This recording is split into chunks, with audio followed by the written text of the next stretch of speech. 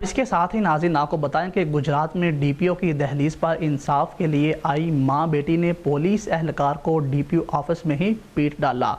Police چوکی ڈینگا کے incharge اہلکاروں کی جانب سے منشیات کے جھوٹے مقدمے میں مختار نامی محنت کش کو پھنسانے پر خواتین نے 3 ماہ سے انکوائریز میں خواری پر ذمہ دار اہلکاروں کو دیکھتے ہی مشتعل ہو کر انہیں کوستے ہوئے سرعام دھکے بھی دیے۔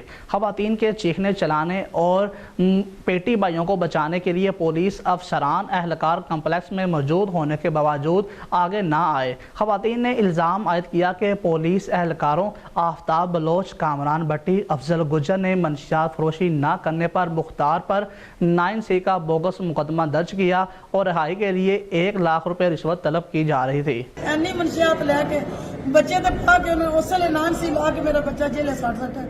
ਉਹਦੇ ਤੋਂ ਬਾਅਦ ਫਿਰ 14 ਦਿਨ ਬਾਅਦ ਖੜਿਆ ਨੇ ਰਿਮਾਂਡ 14 ਦਿਨਾਂ ਦੇ ਰਿਮਾਂਡ ਤੇ ਖੜਿਆ ਨੇ ਉੱਥੇ ਵੀ ਬੇਗੁਨਾਹ ਸਾਬਤ ਹੋਇਆ। 9C ਦੇ ਕੇਸ ਵਿੱਚ ਬੇਗੁਨਾਹ ਸਾਬਤ ਹੋਇਆ۔ پولیس افسران حقیقت عیاں ہونے پر ہمیں ذلیل کر رہے ہیں۔ دوسری جانب پولیس حکام کا کہنا ہے کہ بوگس مقدمہ درج کرنے پر چوکی انچارج ڈینگا، افضل گجر، اہلکاروں آفتاب، کامران سمیت معطل ہو چکے ہیں۔